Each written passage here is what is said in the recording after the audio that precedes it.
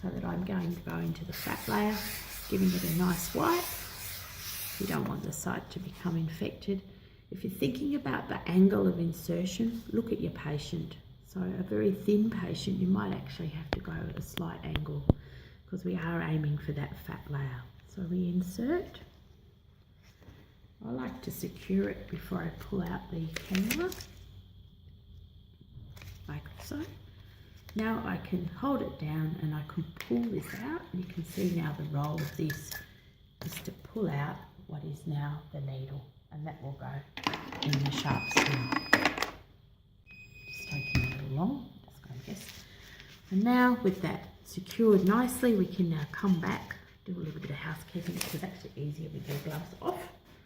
A little bit, and also this Mrs. Blue Square isn't as sticky as a real person. So we've got that.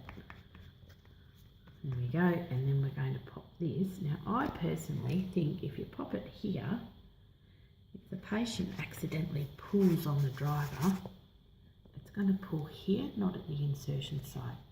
So it's going to optimise the life of our insertion site.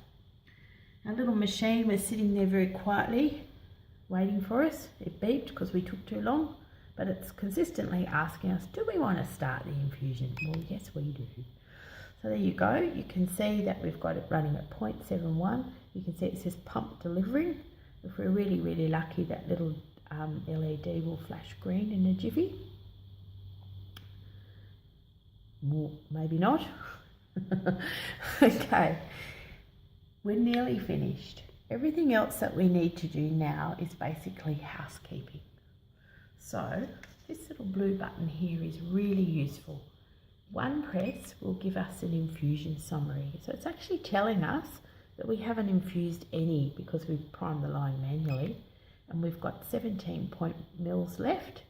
A second press will give us a battery level. Now I personally think changing the battery when it's 30% or less is wise. And then the third press is a press and hold.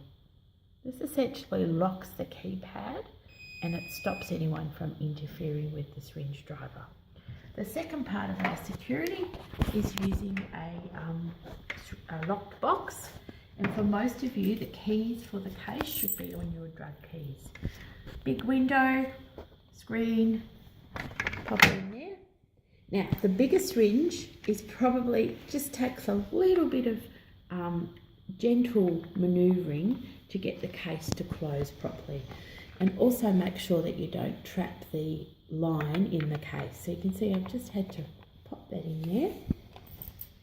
My key, if I can get it in the hole. And it's hopefully the right key. You'll all be laughing at me up there. Where's the key fitting? Aha! Okay, you can see the key. Now you can see how the key works. It turns that little barrel and it locks that. So now the case is secure. The keypad's locked, no one can press any buttons. And if you're lucky enough as we are, you've probably got some nice case that you can slide it into, and that can be then hung on the patient's shoulder, monkey bar, or tucked under their pillow. And that, my friends, is setting up a syringe driver using an 18mm load. Thanks.